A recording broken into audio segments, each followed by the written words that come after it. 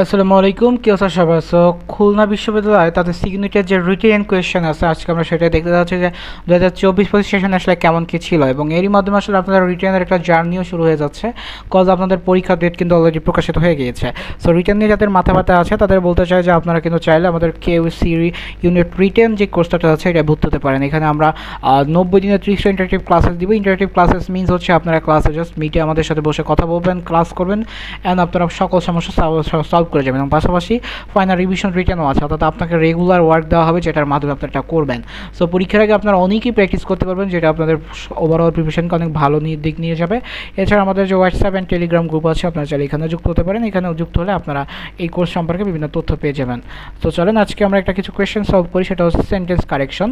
So বিভিন্ন sentence correction আছে, এটা হচ্ছে খুলনা বিশ্ববিদ্যালয়ে এসেছিল 2024-25 সেশনে। এই সেশনে আমি অ্যাজ এ সেকেন্ড টাইমে অ্যাপিয়ার হয়েছিলাম, কাজ আমি ফার্স্ট টাইমে চান্স পাওয়ার পরে আরেকবার পরীক্ষা দিয়েছিলাম। সেটা হচ্ছে এখানে কেন দিয়েছিলাম এই ঘটনা আরেকদিন বলবো। তো চলেন আজকে দেখি যে I probably do the fewest works in office. এখানে ভুলটা কোথায়? এখানে ভুলটা হচ্ছে আমি যে এখানে দাগ দিয়েছি ওইখানে আসলে ভুল। তো চলেন ব্যাখ্যাটা দেখি। আনকাউন্টেবল নাউনের ব্যবহার আছে ইংরেজি ওয়ার্ক, কাজটি হচ্ছে আনকাউন্টেবল নাউন। কজ কে কত কাজ করছে এটা কিন্তু ব্যাখ্যা করা যায় না। তো এখন যদি বলে অনেকে তো ব্যাখ্যা করে যে ভাই আমি আজকে অনেক কাজ করছি, হ্যাঁ অনেকটা তো আসলে এটাও তো আনকাউন্টেবল বেতন। আপনি 2টা 3টা 4টা কাজ করছেন, এখন কাজটা তো আসলে 1টা 2টা না, আপনি বলতে পারেন যে আচ্ছা 5টা কাজ করছি। এখন আপনি 5 ধরনের কাজ করছেন, ফার্স্টটারও কাজ না। সো আনকাউন্টেবল নাউনের সাথে সাধারণত প্লুরাল ওয়ার্কস বা পরিমাণের জন্য ফিউয়ার আর ফিউয়েস্ট ব্যবহৃত হয় না। সো এখানে কার ডিটারমিন কি বা নির্দিষ্ট হিসেবে কি বসে, এখানে কাউন্টেবল লিস্ট বসে। সো লিস্ট ব্যবহৃত হয় লিটল লেস লিস্ট। সো ফিউয়েস্ট ওয়ার্কসের পরিবর্তে হচ্ছে লিস্ট ওয়ার্ক সব থেকে সঠিক ও প্রমিত। সো যদি ফিউয়েস্ট শব্দটি প্রয়োগ রাখা আবশ্যক হয় তাকে ওয়ার্কের পরিবর্তে কাউন্টেবল নাউন ট্যাক্স আর জবস দিতে হবে। সো আমাদের এখানে হয়তো ট্যাক্স আর জবের থেকে এই ওয়ার্কসটাই রাখা ভালো। সো ওয়ার্ক শব্দটি কেবল সাহিত্যকর্ম, শিল্পকর্ম, ওয়ার্কস অফ আর্ট ও লিটারেচার বা কারখানা, আয়রন ওয়ার্কস, ফ্যাক্টরি ক্ষেত্রে প্লুরাল হতে পারে, কিন্তু দৈনন্দিন অফিস ওয়ার্কে সর্বদা ওয়ার্ক আনকাউন্টেবল থাকে। সো এখানে হবে হচ্ছে I probably do the fewest task আর জবস। এখানে হচ্ছে ফিউয়েস্ট টাস্ক আর জব ইন অফিস, অথবা সব থেকে কারেক্ট সেন্টেন্স হচ্ছে I probably do the least work in the office. অর্থাৎ আমি এখানে লেস্ট সর্বকম কাজ করেছি। এখানে ব্যাখ্যা হচ্ছে আনকাউন্টেবল নাউন ওয়ার্ক হলে সেখানে হচ্ছে লিটিল লেস বসে, আর যদি টাস্ক আর জব দেয় তখন ফিউয়ার আর ফিউয়েস্ট বসাতে পারেন। এবার সেকেন্ড হচ্ছে the only he could truly appreciate the beauty of the ancient manuscript in amazing। অর্থাৎ এখানে বলা হচ্ছে ম্যানুস্ক্রিপ্ট বিষয়টা আমরা দেখব। সো প্রথমে ব্যাখ্যা হচ্ছে মূল বাক্য হচ্ছে ভার্ব হচ্ছে ইজ। দেখেন এখানে appreciate of this ancient manuscript is. So is হচ্ছে ভার্বের পরে যে অংশটা রয়েছে সেটা হচ্ছে only he could the that, যেটা অর্থাৎ এই যে সেন্টেন্সটা এইটা হচ্ছে কি এটা একটি সম্পূর্ণ ক্লজ, আর নিজস্ব সাবজেক্ট হচ্ছে হি আছে, এখানে হি আছে। সো অ্যান্ড ভার্বটা হচ্ছে কুড অ্যাপ্রিসিয়েট। সো এখানে কুড এবং অ্যাপ্রিসিয়েট এটা সকল কিছু আছে। So truly appreciate. So noun হিসেবে এটা যখন কাজ করবে তখন কি একটি পূর্ণাঙ্গ ক্লজ যখন কোনো বাক্যের সাবজেক্ট হিসেবে কাজ করে তখন কি সেটাকে কি হয় নাউন ক্লজ করতে হয়। সো এটা ডিপেন্ডেন্ট ক্লজ নাউন ক্লজকে বানিয়ে সাবজেক্ট হিসেবে দ্যাট বসাতে হয়। তো সহজ কথায় অর্থাৎ এখানে হচ্ছে আপনার দামি সাবজেক্ট ইট থাকে, অর্থাৎ কিসে আসলে ইট বলতে বোঝানো হচ্ছে যে অ্যাপ্রিসিয়েটেড ইট বিউটি, অর্থাৎ এইটার বিউটি। সো এখানে একটা ইট ইজ অ্যামেজিং দ্যাট কাঠামো রূপান্তরগত করলেও বাক্যটি গঠনাপূর্ণ হয়। তো এটার ব্যাখ্যা যেটা সেটা হচ্ছে that only he could, that এখানে অনলি আছে না, সেখানে আগে শুধু একটা ড্যাট অ্যাড করে দিয়েছে। That only he could appreciate the beauty of this ancient manuscript is amazing, আর it is amazing that only, অর্থাৎ প্রথমে ইট দিয়ে দিচ্ছেন ইট ইজ অ্যামেজিং, এরপর সে কেন that only he could to appreciate the beauty of the ancient manuscript.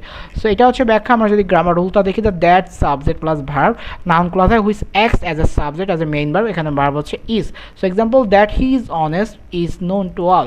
So এইটা হচ্ছে একটা ক্লজ, এটা একটা ক্লজ। এখানে কিন্তু এটাকে আপনি মনে হতে পারে এটাকে আপনার ভার্ব মনে হতে পারে, বাট না, এটা হচ্ছে নাউন ক্লজ। কারণ এখানে হি ইজ অনেস্ট, এখানে এটাকে নাউন ক্লজ হিসেবেই আমরা জানি, কারণ নাউন ক্লজের গঠন কিন্তু দেখেছি যে সাবজেক্ট হিসেবে কাজ করে তখন সেটাকে নাউন ক্লজ বলে, একটা পূর্ণাঙ্গ subject. That he is honest ওটা একজনকে আসলে করতেছে, দ্যাট হি ইজ নট সেই সকলের কাছে পরিচিত। এবার হচ্ছে সেটা the war is as old as the life, হচ্ছে the war is old as, এখানে দ্য ওয়ার হবে না, এখানে হচ্ছে ওয়ার হবে আর শুধু যদি এখানে থাকে the war is as old as life, এখানে হচ্ছে যদি হয় অথবা এটাও যদি দিতে চান। সো এইখানে দ্য লাইফ হবে না, অর্থাৎ এখানে ব্যাখ্যাটা কি সেটা আপনাদের বলি। আর্টিকেল ডিফিনাইট ইনডিফিনাইট আর্টিকেল আপনারা জানেন। সো অমিশন অফ আর্টিকেলের একটা ব্যাখ্যা আছে, যখন লাইফ ওয়ার যুদ্ধ দ্বারা কোনো নির্দিষ্ট ঘটনা না বুঝিয়ে সাধারণ ব্যাপক অর্থে অর্থাৎ অ্যাবস্ট্রাক্ট জেনারেল সেন্স মানব জীবনের অস্তিত্ব বা ধারণাকে করা হয় তখন আসলে ডিফিনাইট আর্টিকেল দি বসে না।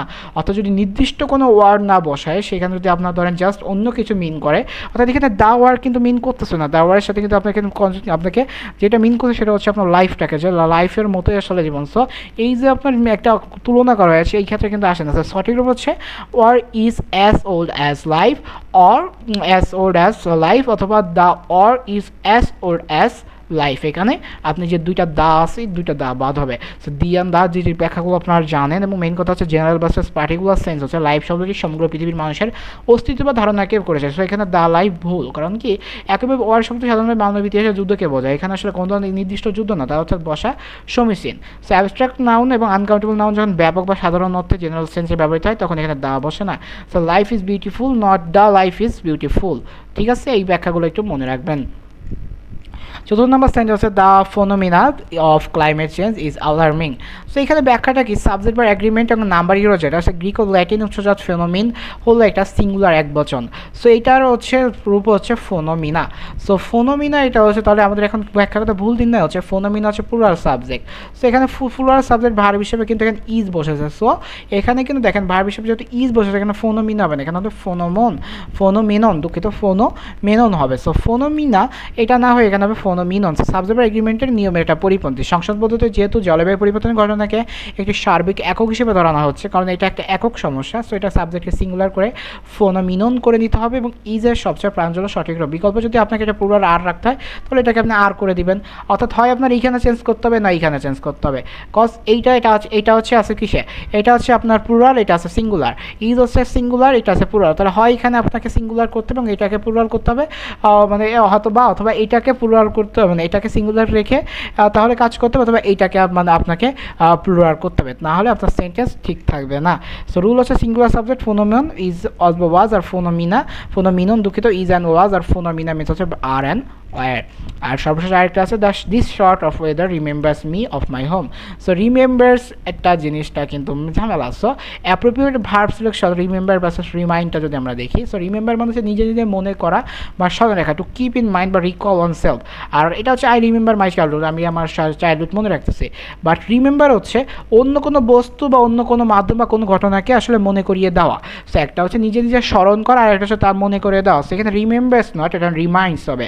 বলে না যে তুমি একটা রিমাইন্ডার দিও, কাজে কি মনে করিয়ে দিও। সো এইখানে ভুল নির্ণয় হচ্ছে, এখানে আবহাওয়া নিজেকে কোনো কিছু স্মরণ করছে না, আবহাওয়া আমাকে আমার বাড়ির কথা মনে করিয়ে দিচ্ছে। সো রিমাইন্ডার কে দিচ্ছে, আবহাওয়া দিচ্ছে। সেখানে রিমেম্বার্স নট, এখানে ব্যাকরণগত একটা ভুল। প্রিপোজিশনাল কম্বিনেশন হচ্ছে রিমাইন্ড ভার্বের নির্দিষ্ট পিন পয়েন্ট হচ্ছে remind plus object of something. তো এখানে সুতরাং হচ্ছে রিমাইন্ডস অফ মাই হোম, এই সেন্টেন্স স্ট্রাকচারটা ফলো করতে পারেন।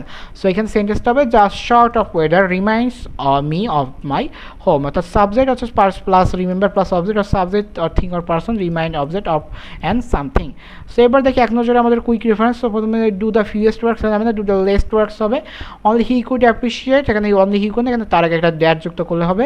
And that word is as old as life, এখানে হয়তো বা যে কোনো প্রথম যে কোনো একটার যদি কেটে দেন, অর্থাৎ এইটা কেটে দিলেও তার সেন্টেন্স হবে, আবার দুইটা কেটে দিলেও সেন্টেন্স হবে। আর যা ফোনোমিনন হবে, নট ফোনোমিনা, অথবা ফোনোমিননটা যদি রাখতে চান, ফোনোমিনা রাখতে চান তাহলে এখানে আর দিতে হবে। আরেকটা ব্যাখ্যা হচ্ছে দ্য ওয়েদার রিমেম্বার্স না, এটা হচ্ছে রিমাইন্ডস।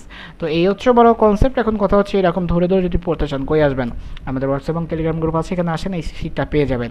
মেইন কথা হচ্ছে এটা পড়তে হলে আপনার কাজটা হচ্ছে আমাদের যে কোর্সটাতে আছে সেটাই।